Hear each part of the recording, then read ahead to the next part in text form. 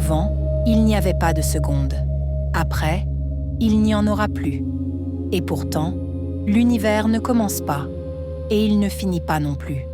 Ce que nous appelons le Big Bang n'est peut-être pas une explosion, mais un basculement. Voici l'histoire d'un univers qui respire. Il n'y a pas de première seconde, pas d'instant zéro, pas d'avant ni d'après. Parler d'un commencement est déjà une concession au langage humain, car avant ce que nous appelons l'univers, le temps n'existait pas. Il n'y avait aucune durée dans laquelle quelque chose aurait pu surgir. Et pourtant, il n'y avait pas rien. Il existait un fond non nul, silencieux, sans horloge, sans métrique, sans événement.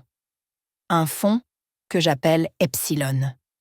Epsilon n'est ni une particule, ni une énergie, ni un espace caché. Il n'est pas une chose. Il est ce qui rend possible les choses. Cœur permanent du réel, présent sans être localisable, actif sans agir, stable sans être figé. Epsilon n'a pas d'âge, il n'a pas de naissance. Il ne disparaît pas. Il n'évolue pas dans le temps, car le temps n'existe pas encore. Puis, sans instant, sans déclencheur, sans explosion, quelque chose devient possible. Certaines configurations d'epsilon se révèlent plus robustes que d'autres. Ce n'est pas un événement, mais une tenue, une cohérence locale qui s'impose sans intention. Le fond silencieux commence à s'exprimer. Il se plie. C'est la naissance du champ plié. Il n'y a toujours pas d'espace mesurable, ni de temps, mais il y a déjà une structure. Des relations persistent, des corrélations tiennent. Le réel commence à avoir une forme possible. Lorsque cette structure devient suffisamment stable, une métrique devient envisageable. L'espace apparaît. Et avec lui, le temps. Ce moment, la cosmologie l'appelle le Big Bang. Mais ce nom décrit l'événement vu depuis l'intérieur du temps. Je préfère le nommer autrement. Le Big Collapse. Non parce que l'univers s'effondre, mais parce qu'il se contracte vers une forme.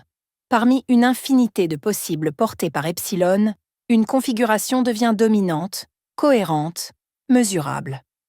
Le monde ne jaillit pas vers l'extérieur, il accepte de devenir mesurable.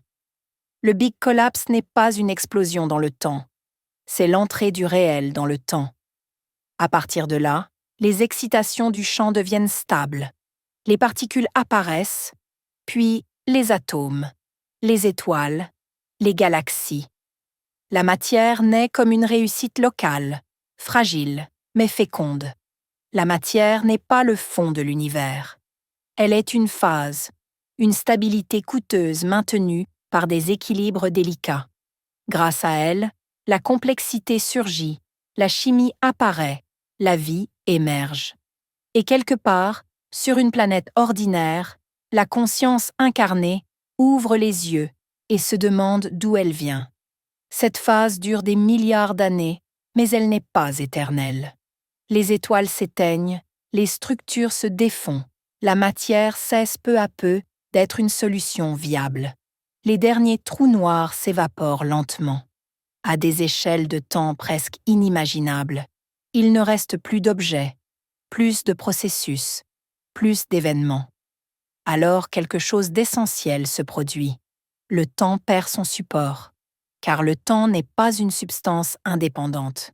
Il n'existe que s'il y a des changements à ordonner. Sans matière, sans interaction, sans transformation, le temps cesse simplement d'avoir un sens. L'univers ne sombre pas dans le néant. Il change de régime. Les différenciations disparaissent, les asymétries s'effacent, le réel entre en recohérence globale. Ce n'est pas un retour en arrière, ni un cycle. C'est un repos structurel. Epsilon est toujours là, comme il l'a toujours été. Silencieux, non exprimé, non nul, cœur permanent du réel. C'est pourquoi on peut dire que l'univers respire. Avant la matière, le temps n'existe pas. Pendant la matière, le temps est actif. Après la matière, le temps disparaît. Le temps est une parenthèse. la matière et l'apnée, la recohérence et l'expiration. Ce n'est pas l'univers qui respire dans le temps, c'est le temps lui-même qui apparaît et disparaît comme une forme. Et peut-être que l'histoire de l'univers n'est rien d'autre que cela.